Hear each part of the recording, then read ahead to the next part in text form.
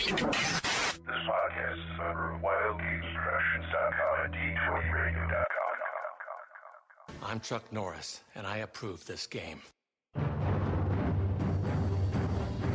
Between the time when gamers played with miniatures and chainmail and the rise of the Wizards of the Coast, there was an age of advanced role-playing undreamed of. And onto the Skygax, destined to bear the jeweled crown of TSR upon a troubled brow, it was given to teach us all how to roll for initiative. Ladies and gentlemen, let's get ready to rumble!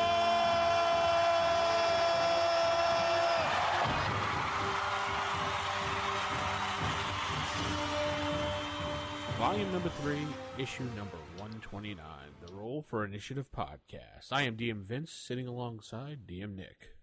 Hello, everyone. And we are the only two men in the consoles today. We had to run the place. That's right. We took Matt and Chad and we threw them out the door and we decided we're going to be the only ones here. Yay. Yeah. Well.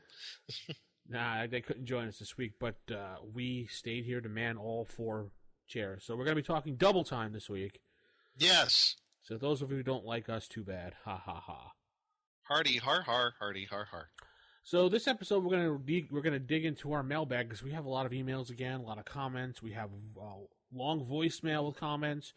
Would you say we have a plethora? We have a plethora. That is correct. Oh, see. So this will be letters to the editor number 4.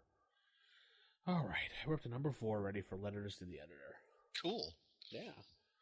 So let's jump right into things. And first, let's just check out our stars. I'm going to read it this week because I found it and Nick didn't. So ha. Har, har, har. It's from DM Brian. He gives us 5 stars. And he said, I started listening to RFI last spring, starting with number 85. And once I got to the end, I started over with number 1, listening to the new ones as they arrive. The host lineup has changed over time, but they still deliver a mixture of entertainment, information, and fun. I don't find every show exciting, but they snag my attention 90% of the time, which is great. Keep up the good work. Well, thank you, DM Brian. Well, DM Brian, thank you so very much. As long as we have the attention 90% of the time, that's good enough for me. Hey, 90%, that's an A. That's definitely an A. Isn't I'll take it. A minus? A minus, yeah. There's room for improvement, but I'll take that. Yeah, room for improvement, Nick. Hey.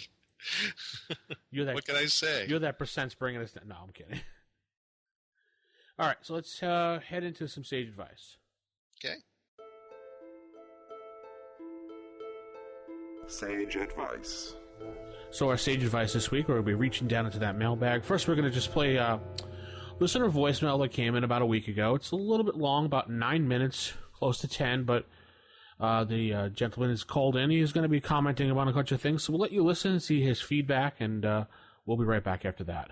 G'day, chaps. It's the Goblin's Henchman here. I just was listening to episode 126, and I just wanted to make a few comments. I've actually previously left a message on episode 106 about getting back into the game, and the comments I was given were very helpful.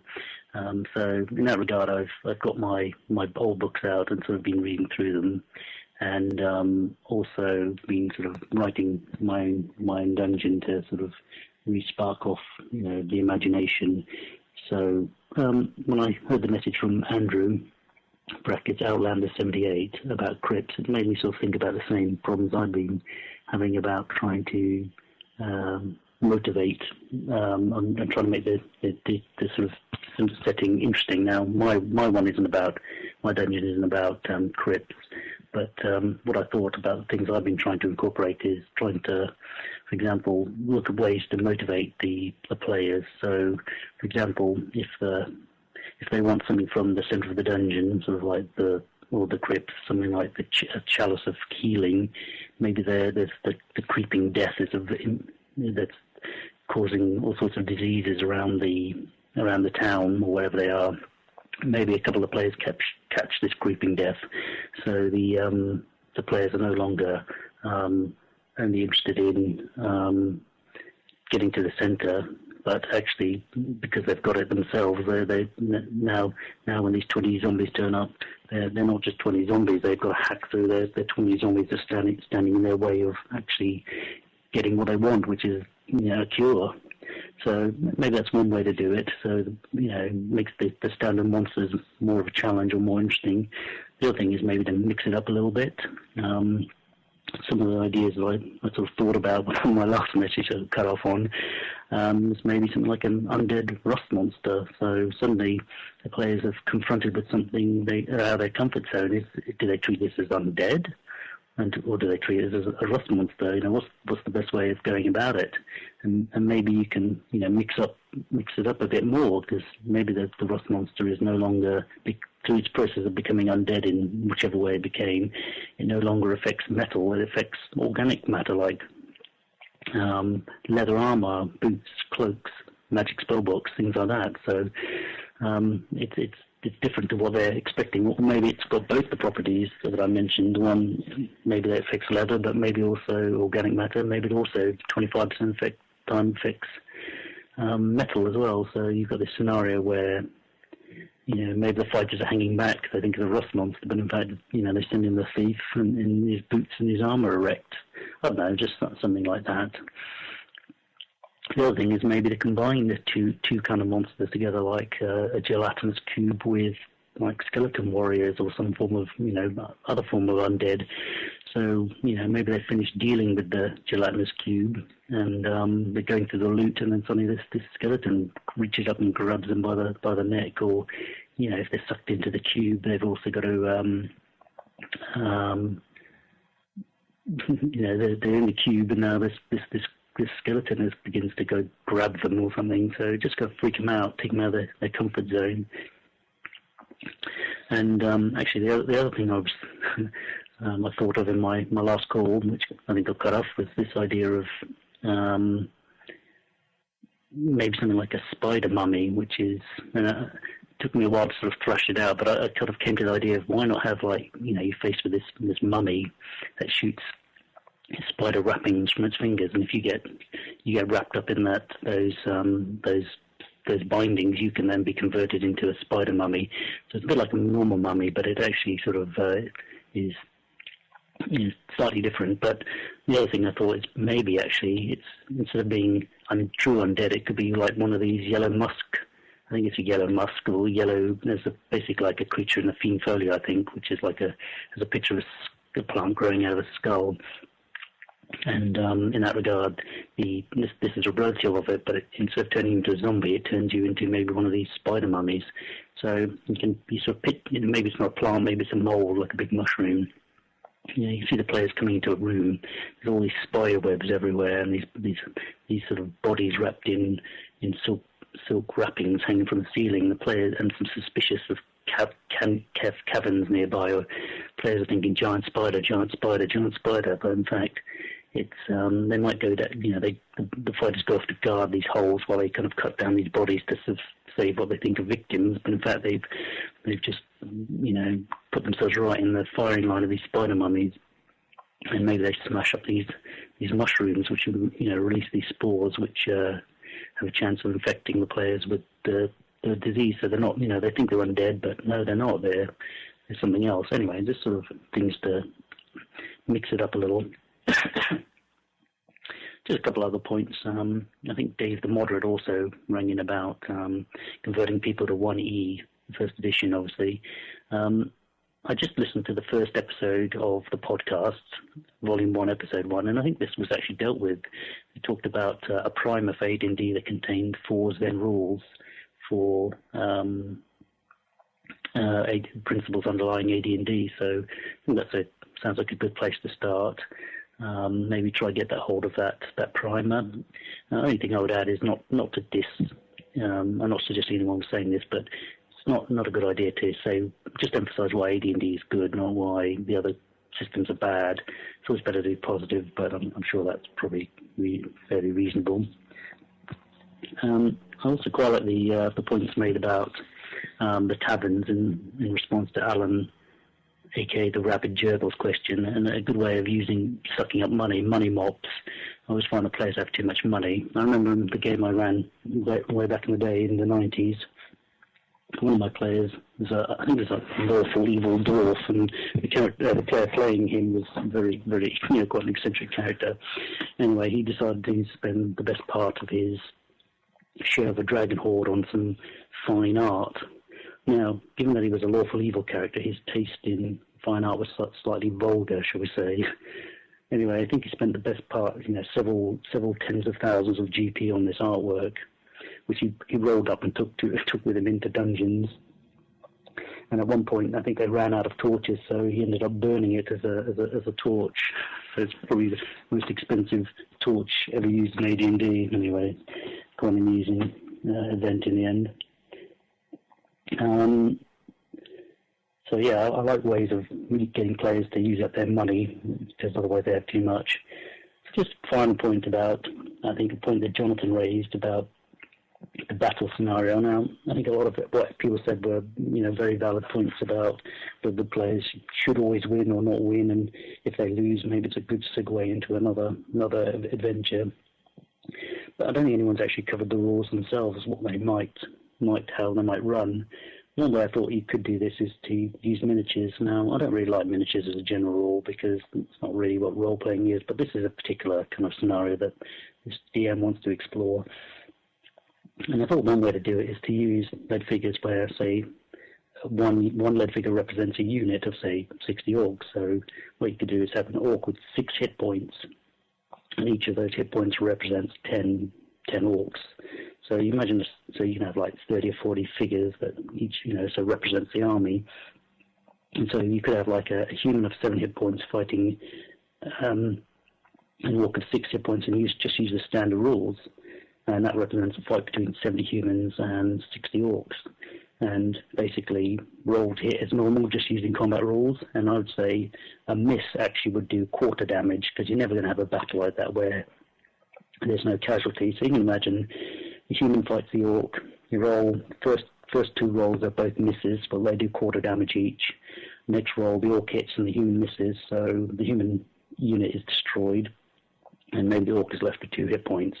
So at the end of that battle, what you're left is with 20 orcs standing, and that really represents, not everyone's dead, but, they're either incapacitated or helping the wounded or whatever. But those 20 men can move on. So, for example, if those 2 hit point orc gets through the gate, well, maybe that's to the city gates. Maybe that's when the players go down to deal with that unit of 20 orcs. Anyway, just an idea about how the battle might itself be run using a very simple mechanic. Okay, wow, that was a long voicemail, Nick. What do you think, right? Okay. Well, we said you record as long as you like, so. Yeah, he did, and 9 or 10 minutes. That's cool. I can deal with that. It was kind of like a DM Julie voicemail. Yeah. There you go. Okay, great. So let's reach down in the mailbag now and read those emails. Okay. And if you want to write us, it's rfistaff@gmail.com. Or if you want to leave a long voicemail, just leaving a comment, just talking about the show, or you want to do your own segment, 570-865-4210, the hotline. All right. First email comes in, and you want to read that, or go ahead? You can read that one, Nick. Okay, sure. It says Jolly Ho ROI. I think it meant RFI. I think that's a typo. So, Jolly Ho RFI. Sorry this is going to be long. I am a new listener. I am somewhat new to DMing. I am running my first successful game of basic D&D/AD&D mixture. We are playing Module B2, and for everybody out there, that's Keep on the Borderlands, right, with 2 players and myself until we get a third. My group has only about 40 to 45 minutes a day to play, and wanted to know what are some good ways on maximizing play. B2 Keep on the Borderlands is a large adventure. Do you have any ideas on structural ideas, how to keep each week?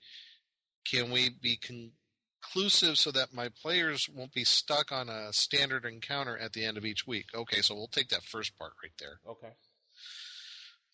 I guess one thing you could do is just take out the whole keep part as far as what's going on there and just get right to the Caves of Chaos. That's probably what I would do.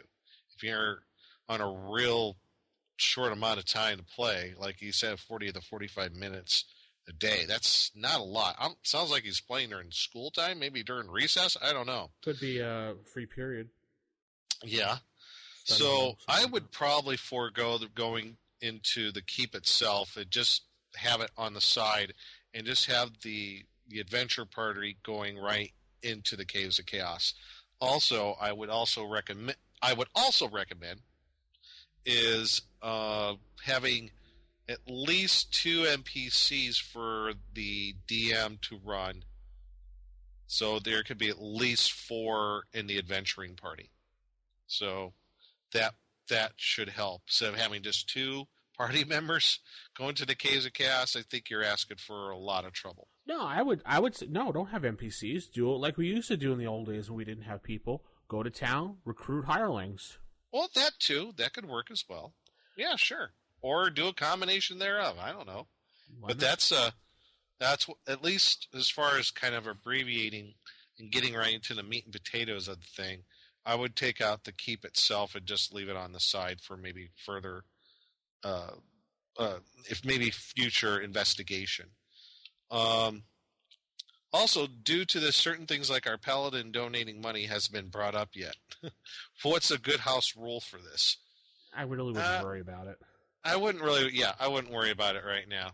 Just as long as he is actually going to take the money along the side sometime, he's actually earmarking a certain amount of money for later on. He doesn't have to donate it all the time at once, each time he goes into town. Just, as long as he does it sometime. Well, just if you go into town, just give him the opportunity and tell him that, you're going to a new town. It's a new town that they're kind of poor, and maybe you can look at the paladin and say this is a good opportunity to maybe give back to the community, and let him do it from there.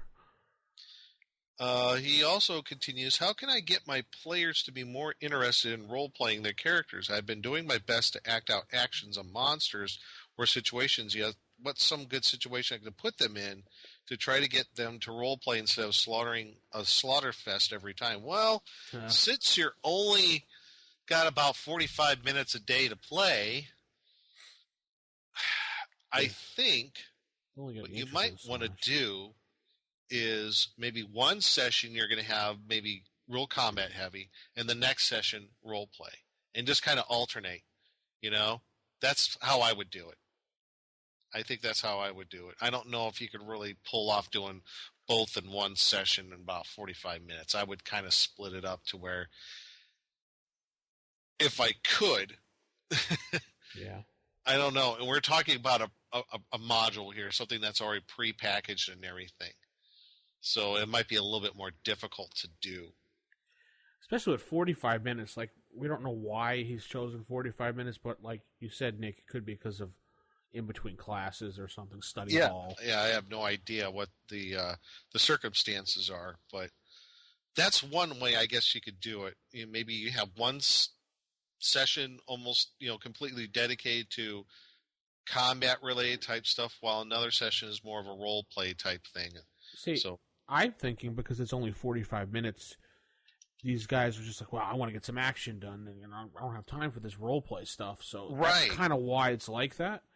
Yeah, it kind of sounds like that to me, too. I'm thinking if you expanded your time to, say, another hour and make a 2-hour session, then you'd have plenty of time, and they probably will not just be a slaughter fest. They're probably just sitting down going, all right, man, let's go kill something, get some money, woo! Yeah.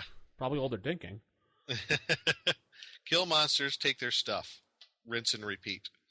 So, and lastly, since I am new to DMing, what would be a fun descriptive adventure module to run after B2? Thanks so much, Master Sages Colin. Well, what do you think, Vince? Descriptive module? Fun and descriptive adventure module. Oh, jeez. What was Dungeonland is a very descriptive module, I'm thinking offhand, right? Dungeonland is, but you're jumping like levels big time there. Oh, keeping with levels, and let's see, I would probably go to B4, but that's not that descriptive though. I've I would think if you're saying if they're still going to be only like second or third level, I think a good follow-up to that, and I know other people have done it too, from Keep on the Borderlands would be module N1 against the Cult of the Reptile God. What about That has that module for some reason has a sweet spot for me. What about, I mean, it was written for if I'm remembering the history, it was originally written for basic D&D, but they actually got it into first edition AD&D, and it's got a little bit of everything. It's a very descriptive town.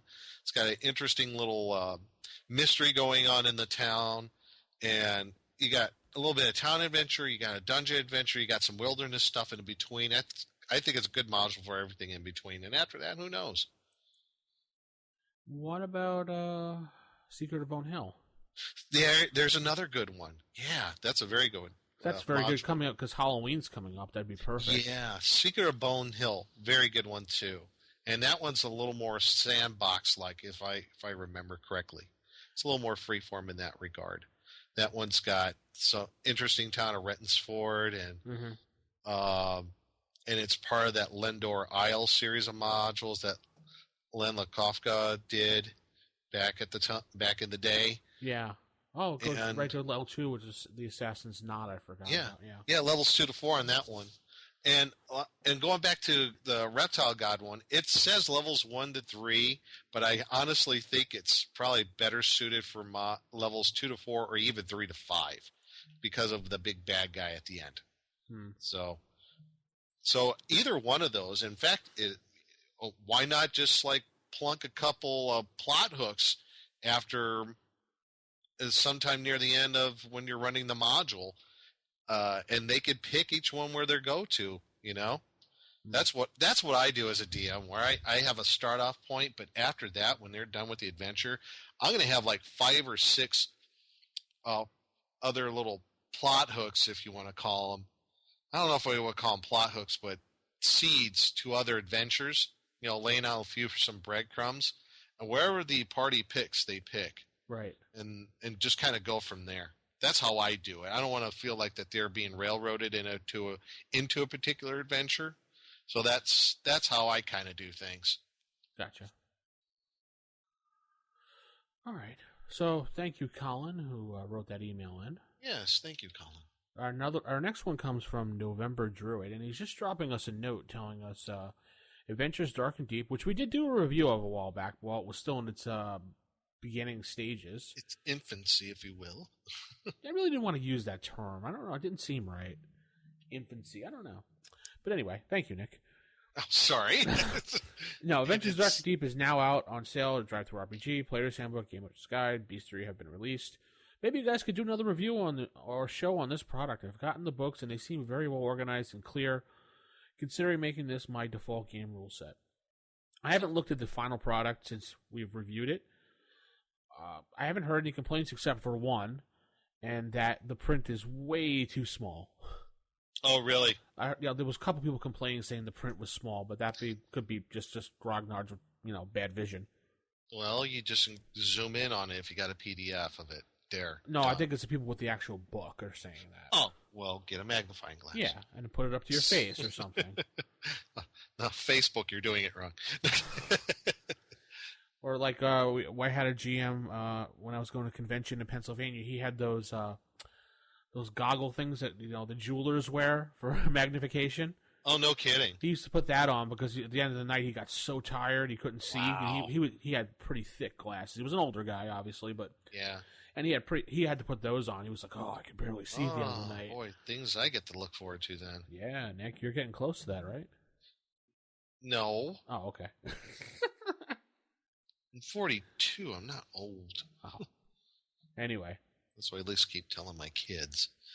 Not a problem. We can look into. We'll get Joseph back on the show, talk about it. Maybe he'll give us a little preview copy again, and we'll take a look at what it looks like. Why not? Sure. Okay, so we have another couple emails here. Okay. We have one coming in from Tommy, not Tommy Boy, Nick. Hello, Tommy. Yeah. What he wants to know, I guess he's a new DM, so what books should I get to run a full campaign and have places to pick and choose from? such as options. I'm just getting into things. So many books with so many rules, not sure what to do. So he's looking for some advice. Well, Nick? Well, I would start with the core 3 books, obviously. Dungeon Master's Guide, Player's Handbook, and the Monster Manual. Those are your essentials. And beyond that, well, if anything, at least get an expanded list of magic items and other spells to Unearth Arcana. Yeah. Doesn't necessarily mean you have to use the new level limits for all the multi-class races or the new classes. I know I can open up a big can of worms here about people who not liking the Cavalier and all that, but I'm not going to go there. Hey, it was revised. I know. People tend to forget that dragon issue. Yeah. But yes, you could pick up Unearth Arcana. It's give you some more options as far as character classes and more spells and magic items. Right. And if you're talking maybe just like more monsters, yeah, Fiend Folio Monster Manual too. Yeah, I would definitely pick up the 3 core books. Yep. I would probably pick up, if I was telling someone brand new and they didn't know what to pick up, I'd say the first core 3 books. That's going to be your staples. Mm-hmm. Monster Manual too, obviously, but to expand your monsters. If you want something wacky, Fiend Folio. Mm-hmm. I would say if they want to add a little flavor to their campaign, maybe a little different, Dragonlance. Pick up the Dragonlance Adventures. The Dragonlance Adventures book, yes. And then maybe look into the modules for that. I'd also say pick up some of the Best of Dragon magazine volumes, because that always has some good NPC classes in it. That also has some, I believe it has some monsters in it as well, right? Yeah. Some monsters, also new classes, maybe even revised classes from some old ones. I know there was a couple articles like where some people revised the monk and the bard class, and I always thought those were very good. Yeah. I'd also scour the internet and pick up Labyrinth Lord and Advanced Edition Companion, just for new and different look at First Edition D&D. I also pick up, I don't know if Osric has many major changes in it, but there's a lot of good house rules in Osric that might explain rules inside First Edition that you don't understand. I definitely always tell new people, pick up Osric if you don't want to, spend the money on those new books that Wizard puts out. Right. Pick up Osric, play a quick start adventure, a quick little, adventure with your friends, see if they like it, and then if they do, then, toss Osric to the side, no offense to the Osric guys, and pick up the First Edition books himself. So that's probably the best route. Test it, see if you like it. You like it, get the real stuff. Not saying Osric isn't real. I don't want to insult those people, but it's not D&D First Edition in my eyes. It's very, very close with their house rules. Nothing wrong with it. Yeah, it's D&D First Edition with some house rule stuff. Yeah, it's their vision. You can find a lot of the stuff on Classic D&D, Classics D&D, or DNDclassics.com, I think it is. DNDclassics.com, yeah. Yeah, DNDclassics.com, where you can pick up a lot of the classic adventures and books and what have you as PDFs for a pretty decent price. So it's quiet all day in my house, and then Sons of Anarchy come by apparently. So anyway, so there you go, Tommy. I would definitely go with that. Other than that, I can't think of anything else. Maybe if you really, really want to dive into things, like Nick said, Unearth Arcana, you can use that. Though a lot of people don't like those rules. And don't forget what we've always said in our podcast is it's always rulings, not rules. If you forget something, that's okay. As long as if you make something up on the fly, as long as you're consistent with it through your campaign, hey, that's cool. It's not a big deal. So, and you don't have to know all the rules at the same time. I mean, the only thing you really need to know is combat, how combat goes. That's true. For initiative and doing all your actions, and and even then there's a little bit of leeway. You can house rule stuff. You don't want to do a D6 initiative, you can do a D10. You could do like what they do in basic role playing system. You could go by the decks of the characters. However you want to do it. Yeah, you could do the second edition method, roll a d10. Do the third edition method, roll a d20. It's up to you. Yeah, sure. Yeah, as long as you're consistent in it. And Yeah. that's all. And the books are there. If it takes you a couple of minutes to look up a rule on, like swimming rules or something like that, no big whoop. There's an index back. Learn how to use that index, the glossary, great tools. So. And then there's always the Gygax method of just roll d6, high or low, depending on what you want your decision to be. There you go. Always moves the game along. Roll d6. Get higher than a 3, you do it. Yep. Get higher than a 4, That's you right. do it. That's all. Yep. Get That's higher than right. a 6. Haha. No, I'm kidding. Yeah. You're all dead. TPK. Haha. All right, Tommy. Let's move on to our next email from Steve. Steve. Yes, Steve. Steve asks, I notice you guys don't do many reviews on OSR-related modules. How come? Is it because they aren't actually D&D stuff, or because you guys don't like the OSR stuff? Okay. Well, it's not that they're not. It's not that they are not original D&D stuff. Quite contrary, I like a lot of the OSR stuff out there,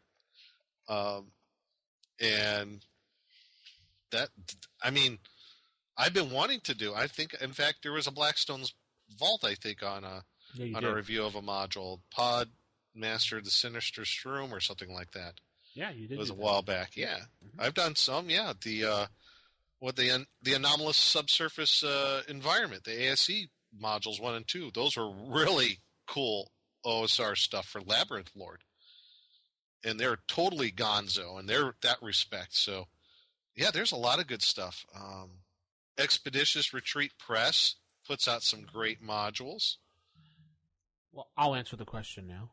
Okay. We love OSR-related material, and in fact, when I was on Save or Die as a host, we were reviewing it nonstop, constantly, because people were sending it to us. Mm-hmm. And on RFI, we've always said, send us the material, we'll review it. If you want to come on the show as a guest while we review it, we'd like that. Absolutely. But nobody sends it, so... Yeah, so put it out there. Everybody listening, if you have something that you want us to review, let us know. If it's one of your original things that you're putting out there, or if there's something that say, hey, you know what, I've seen this module. Could you review this in the future? Let us know. We'll do it. Absolutely. Yeah, we do have to say it should be on a website so people can download it pretty easy, like DriveThruRPG or Lulu, or sharing on Google Drive so at least people can get it.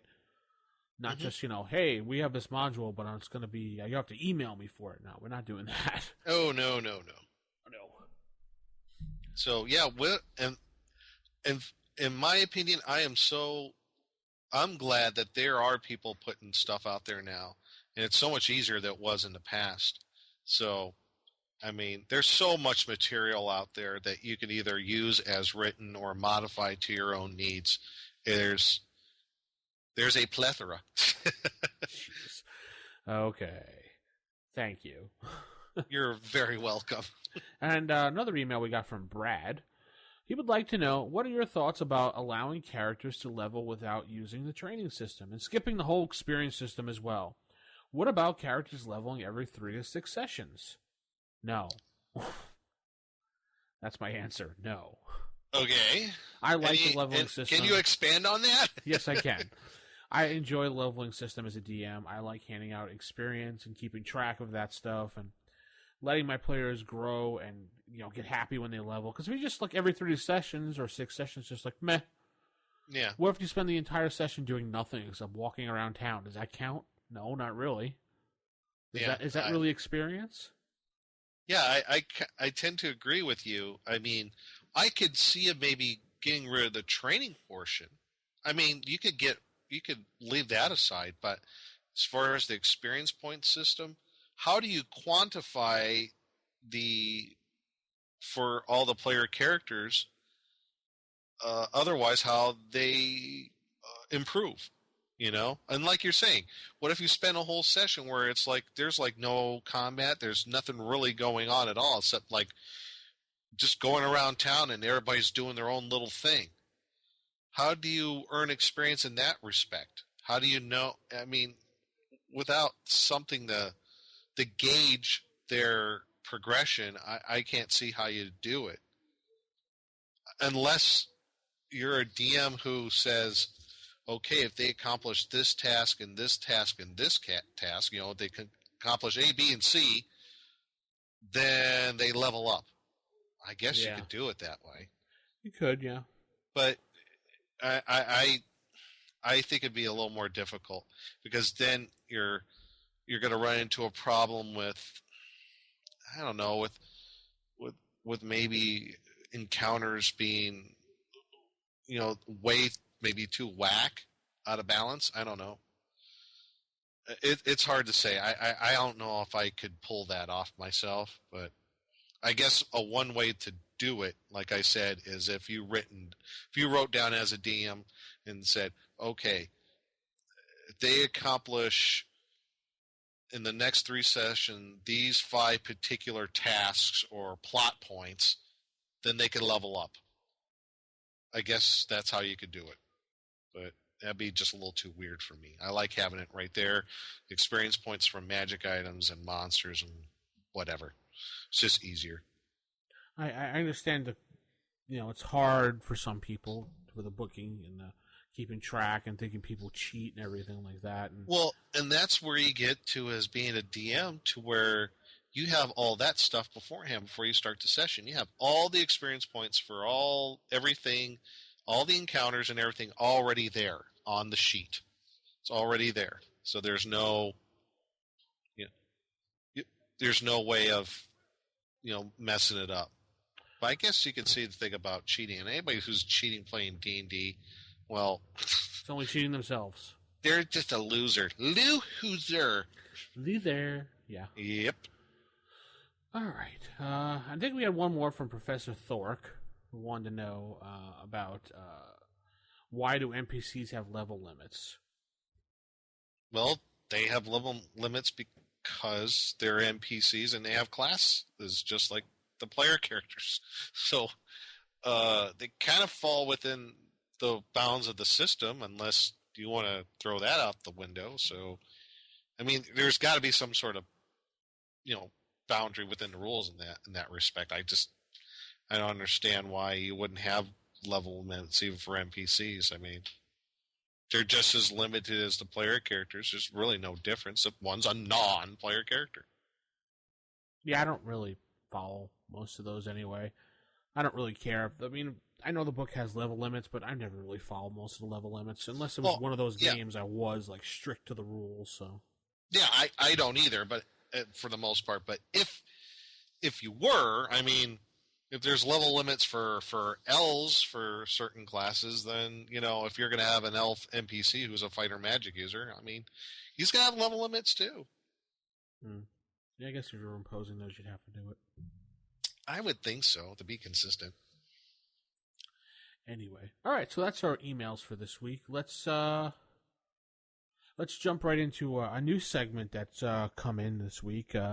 It's actually done by Ronald Korn. It's called The Dungeon Master's Assistant. Oh. And it's going to be basically kind of like your Blackstone's Vault, Nick, but it's more on the advice side than just kind of a review and thoughts on the module. He's going to be talking about different ways to improve things, how to work around things. Kind of like a Dungeon Master's Assistant. He's taking things and just giving you better ways to run it. Cool. I like it. Yeah, I'm not sure what the first one was exactly, because I did sit and edit all 3 at once, so they're kind of going into my mind right now. Okay. But let you listen, and we'll be back in, I think it's about 10 minutes, so back in 10. Welcome to our new segment entitled The DM's Assistant. The goal of this segment is to provide DMs with hints, tips, and tricks to make running their games just a little bit easier. Throughout my 30 years as a DM, I can safely say that designing campaign worlds easily falls into one of 2 camps. Those DMs who throw themselves fully into the world, develop each of the countries, the people, the religions, even the economy, and then those of us who wish we had the time to do that. So today's segment is using and adapting published adventures as the starting point for building your campaign world. First, it's important to think local, not global. One of the most common mistakes of any DM designing a world is to think too big. In your first campaign, your players are not going to need to know every known part of the world. Their first adventure will take place locally, and there's no reason to believe that any of them have been outside the immediate lands they currently reside. This allows you to easily manage the creation of your world by purposely keeping the rest of the world dark. So how do you start? I've always found it easy to start by planning which adventures I'd like to run ahead of time, and then place clues and hints along the way to keep the players interested in the ongoing story. Now, there is no need to reinvent the wheel here. There are many published adventures which can be used and even tied together to create your own home world, and there's no shame in using them. After all, that's exactly what they were written for. Here's the big reveal for DMs. You can edit, rework, rename, and crop sections of adventures as needed. One of my favorite series of AD&D modules is A1 through 4, the Slaver series. Unfortunately, A1, Slave Pits of the Undercity, starts at level 4, so in the past you used to have to find a worthy adventure to run first. That was usually either B2, Keep on the Borderlands, or T1, Village of Tomlin, and then you'd have to work connections to the Slave Lords. Well, fortunately, that's no longer needed. Wizards of the Coast's newest release is a compilation of the Slaver series called Against the Slave Lords. The release contains all 4 A-Series modules and a bonus prequel module, A0 Danger at Dark Shelf Quarry, which was written by Skip Williams. Believe it or not, this new adventure was written for AD&D First Edition, and it fits in nicely with the other modules. The adventure takes place in a quarry just outside the village of Dark Shelf, on the coast of the Sea of Girnet in Nyrond. Running low on granite and limestone, the town was forced to dig deeper and deeper, and boy did they hit the mother lode. Now carts of not only limestone and granite, but also pure quartz, and some say gold, are carried out on an hourly basis. But just like a great Scooby mystery, production's halted due to some freak accents and the sounds of cries, moans, and rattling chains. And the Scooby Gang is forced to investigate. There's some great reasons to use this adventure for DMs on a time crunch. First, there are some great personalities, such as Basilia Rock, the fiery-haired dwarf who runs the quarry and is much more than he seems. And later in the series, the Slave Lords are introduced, who are arguably considered some of the greatest and toughest villains of First Edition. Also, remember, this is First Edition, AD&D, so there's no reason you can't introduce the PCs to some of the Slave Lords early in the series. No such things as proper CRs or balancing encounters in a First Edition AD&D. A glimpse of a ruthless act from afar, and the PCs recognizing they're powerless to stop it, can set up the rest of the adventures quite nicely. Second thing is that the module is very DM friendly. The module contains bold links to where rules can be found in the First Edition Dungeon Master's Guide. For example, there's one scene in the adventure where guards are throwing rocks from murder holes. The module discusses the potential damage of the rocks and then tells DMs that they can reference the rule on page 64 of the DMG for how to handle the misses. I ran to my DMG and voila, there it was. Now for those of us who remember how scattered and disjointed the first Dungeon Master's Guide is laid out, this was a great addition. That's certainly a 2013 design advancement on an adventure designed to work with First Edition AD&D. It works brilliantly. Third, probably my favorite part of the Danger at Dark Shelf is that Skip Williams gives the NPCs motivations and possible reactions to changing events. The adventure is filled with contingency plans. This is a very difficult thing for new DMs to foresee, the importance of making NPCs living and breathing people. NPCs should be people who react to circumstances that change. When the PCs do X, do your NPCs do Y, or do they just remain an encounter in room 13 despite what goes on around them? This adventure does a great job at taking care of this for the DMs. In many room descriptions, there's discussions of what ifs. This is invaluable for DMs on a time crunch. Now, there are still a few things in this adventure you need to do, but here are some shortcuts to help you. Unfortunately, the town of Dark Shelf is not fully developed in this module, and since PCs love to spend time in the town, you should probably have something at the ready. Now, creating a town will take time, and winging it just isn't a good idea. So another very helpful hint is this. Use a town that's already created. Use one that fits your need, and then change the name of it. In this case, plug in the coastal town of Saltmarsh. Saltmarsh was fully developed in the DMG2 for 3rd edition. It provides NPCs in a fully fleshed out town, including a fishing district, shipyard, and a host of seedy taverns such as the Hope and Mouth and the Drunken Urchin. You can even keep the connection to the haunted house. This allows you to do one of two things. First, you can either just establish a connection from the smugglers to the slave lords, or even run the series of U modules, creating even more of a sandbox for your PCs. So remember, when you miss that roll to detect that secret door you know is there, you always have the DM's assistant to peek behind the screen. Thank you, and good night. Well, that was pretty cool. Yeah, I like it. I think this could be real handy for everybody out there. Yeah, definitely. I can't wait to see what the people think about that one. And I know Ronald put a lot of work into that, and he reads really smoothly. Most people will talk and they'll be like, like he reads straight smooth. Good, Ronald. Thank you for contributing to another portion of our little podcast. Absolutely, and obviously he reads really well because he is a principal. So. Okay. Well, I'll make sure not to cross him. I might, be sent to the office. That's right, Nick. We're sending you to the office. Hey. Oh. So, Nick, you told me you had a story about your gaming session this weekend? Yeah, actually, I guess kind of like coming down here to the end, near the end of the show, just kind of talking about, our experiences in the past few weeks of our gaming life. One of the things that we have done is, last week, the kids game of Temple of Elemental Evil. Right. We were going to play that, okay. But a couple of people, a little ill. My friend Jeff wanted to get into the game. He's like, I need to get out of the house. I need to do something else. So can I get in? I'm like, sure. But a couple of people fell ill. We couldn't have everybody there. So I'm like, what can we do? So I have 4 people who can play. I have my friend Jeff. I have my daughter Anna, her friend Savannah, and Jeff's son, not Raceland, but God, who was it? but Gavin, his son Gavin. Okay. So they're all in their teens, and they all like horror. So I'm like, let's play Call of Cthulhu. Oh. So I just thought, okay, what the heck? It was kind of last minute. It was that Thursday, or actually no, it was Friday night. I'm like, okay, what can I do? So, I'm going to do the classic adventure, The Haunting, which is out of the rule book, and it's a great starter adventure, one of the best ones of any system. I mean, it's like Call of Cthulhu's version of Keep on the Borderlands. Right. So we had that session, and it went really well. They finished the adventure, by the way. I don't want to give away too much, but the 4 player characters that we had, I have pre-generated characters. Anna played a journalist. Her friend Savannah played a parapsychologist. Oh, okay. Jeff's son played, the kid's 13 years old. He's playing an old 65-year-old professor.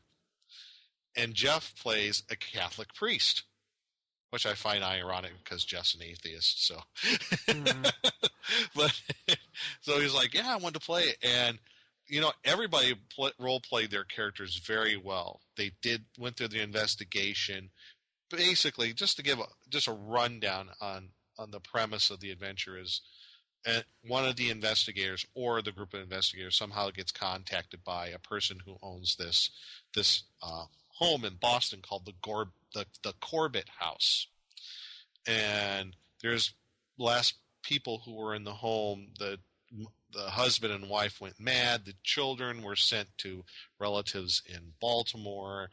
And the realtor, I guess you want to say, the person who owns it, or the real estate agent who owns it, agency who owns it, they want to have someone to check out the property and make sure they can give it like a stamp of approval, a clean bill of health. So they had a few days to do some investigation beforehand. So they were contacted on a Wednesday. I said, well, okay, the agency says that they'll be able to give you the keys to the place sometime Friday afternoon, probably around 3:30, 4 o'clock in the afternoon. And you have the weekend to check out the place, make sure it's clear it's clean. And they could put it back on the market. So they found out some very interesting stuff about the Corbett house and who Mr. Corbett was and who he was associated with. It was really cool that how we went from something from like AD&D, which is really combat heavy for the most part, to a game to where it's mostly about investigation. Because it's funny, like Call of Cthulhu is like the antithesis to D&D. Everything you know in D&D, don't do in that game. If it gets to combat, it's too late. You find any books or magic scrolls, don't read them. Yeah. So they did the investigation on Corbett and who he was. Like back in the 1830s, he bought this place, and there were some strange goings on. People did not like him. He was a lifelong bachelor. And they found out when he died, there was the people on the street, majority of them filed a lawsuit against the executor of the will. And the executor of the will was some sort of reverend or minister of this very strange church down the road near the street. So, and they found out more investigation how this particular church was more or less a cult, and there was a police raid in 1912 that shut down the place. So where did they go? They went to the church. They investigated that. They found a book, which they did not read. A just character playing the priest, like, I'll just take this. I'm going to give this over to the diocese. Hands it over. There's like, I'm not going to read that at all. No way. I'm like, okay, good idea. At least not right now. And then they investigated. Eventually, they got to the Friday afternoon where they get to go and investigate the actual Corbett house. And they get there. They investigate the first floor. There's nothing unusual, just like as if the place was immediately abandoned. Like whatever happened, no one cleaned up or anything. It was like as it was left, like it was 2 years ago when this happened. Then they go up to the top floor. And they go in the one room, which was once, at one point, Corbett's bedroom, right? So, and I gave the description of, okay, you go into the bedroom, and you go into the bedroom, and you see this old 4-poster bed, but there's no bed spring, no mattress. It's just a 4-poster bed, and there's an old dresser with all the drawers pulled out along the side. So they go in, and I just did a random roll of a D4, and I said, and all of a sudden you, parapsychologist, because she's psychically sensitive, that's how I'm playing her, suddenly feel like you're being watched. And as soon as you feel that, you hear the window panes start to rattle, and it's rattling and rattling and rattling, and she's like walking over to it. As soon as you walk over to it, it stops. Dun dun dun. And then I really played. It wasn't an adventure, but I really played up there. All of a sudden, like next time you breathe out, you see your breath. So I'm playing the whole psychic cold angle, Yeah. That there's a presence. Dun, dun. And I say, as you guys are looking around, you look at the ceiling right above where the bed is, and you see a pool of blood, and it's starting to drip down where the actual bed and bed frame would have been. And Jeff's character, the priest, he's like, I'm pulling out the Roman ritual of exorcism and everything, and I'm doing everything. Power of Christ compels you. The power of Christ compels. I'm like, okay. You still feel kind of uneasy. As soon as you kind of do that, you see this blood. It starts to pool on the floor. It's like everything all that blood coming from the ceiling, like went into reverse and went back up into the ceiling, and it disappears. And they're like, what? And then one of the other rooms, they go into what would have been the two boys that lived there when the last owners were there. Apparently, they didn't do anything with Corbett's old room. They did not like it. They also noticed when they went to the parents' room that there was lots of religious objects around. They were Roman Catholic Italians, and they had lots of crucifix and pictures of St. Mary and St. Francis and rosaries and what have you. And then they're in their bedroom. They're like, okay. They go into the kids' room, and I just for the heck of it, I'm like, okay, you look around and you see in the corner there is a marionette of a clown. Oh, dear God. And they're like, what?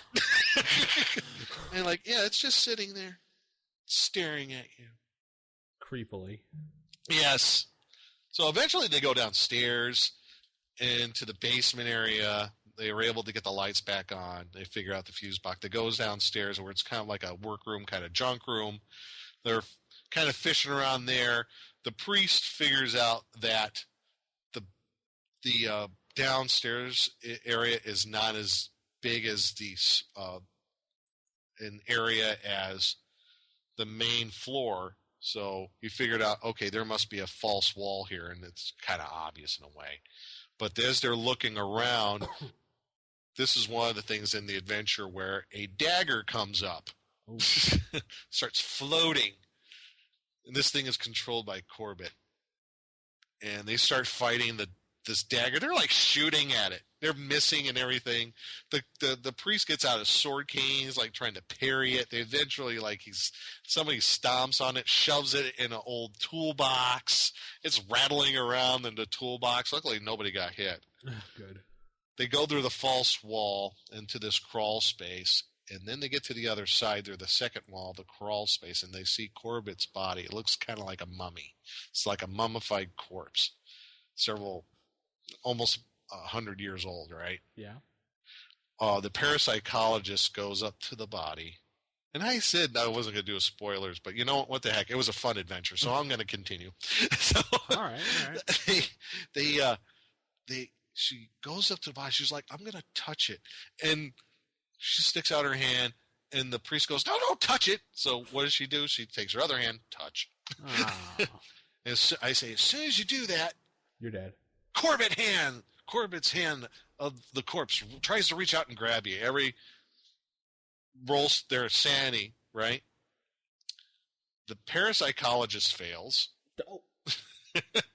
She runs out of the place, runs upstairs, outside, and jumps into the car and pulls a blanket over her. That's going to protect you. Yeah. The professor fails his sanity roll and is rooted to the spot. Oh. Yeah. The only two people that did not fail their san was the priest and Anna's character, the journalist. And she shoots at it a few times, misses. And the corpse, it's not very, it can't move that much.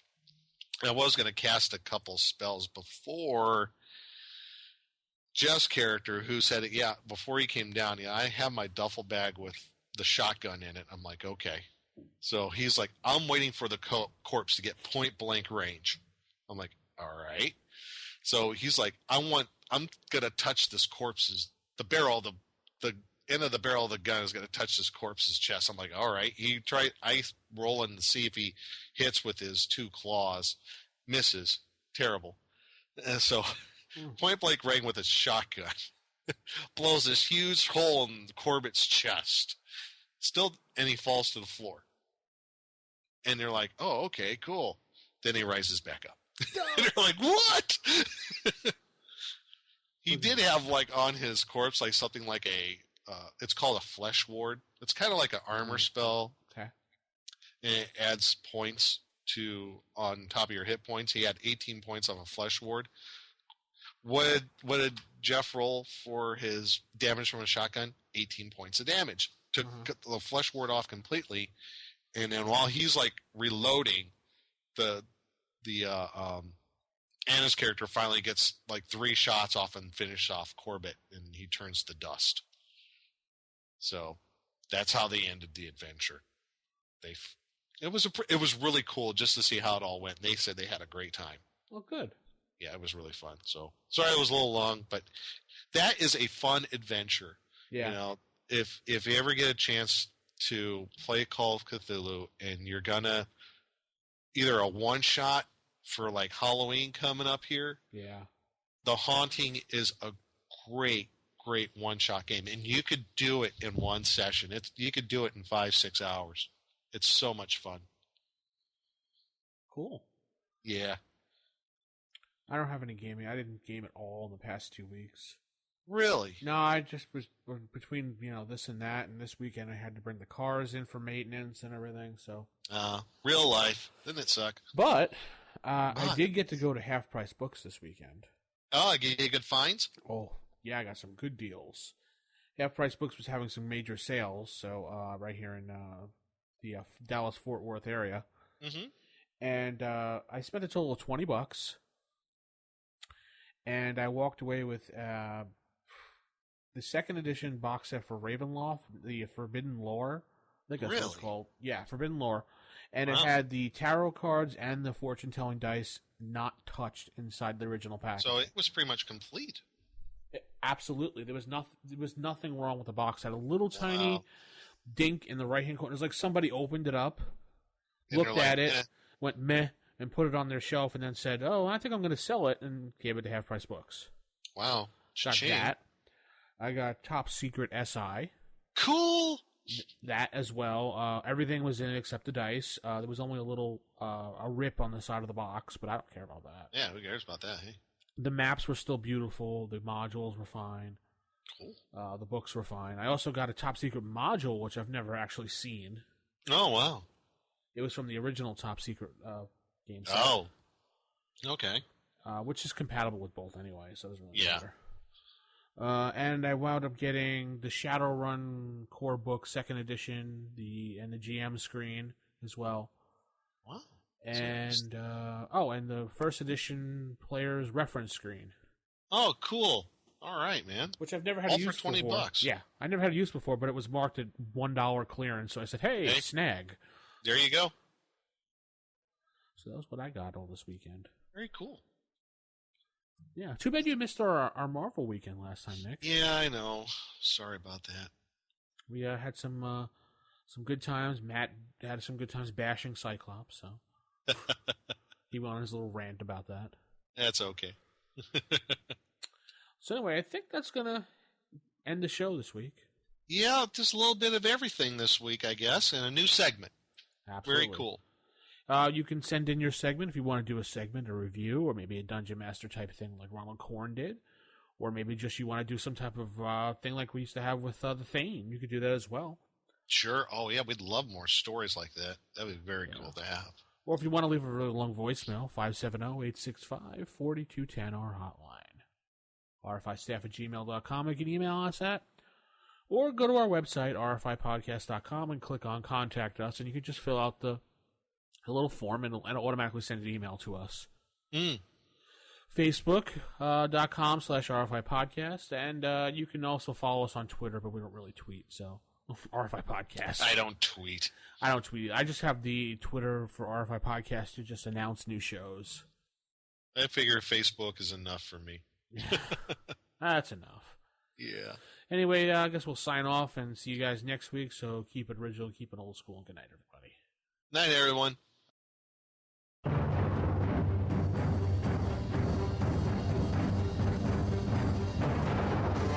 The Roll for Initiative podcast is a production of Wild Games Productions in association with D20Radio.com. You can visit us at rfipodcast.com or contact us on our forums at osrgaming.org or even by calling us at 570-865-4210.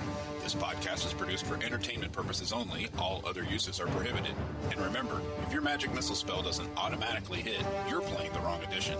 Thanks for listening, and we'll see you next time on Roll for Initiative.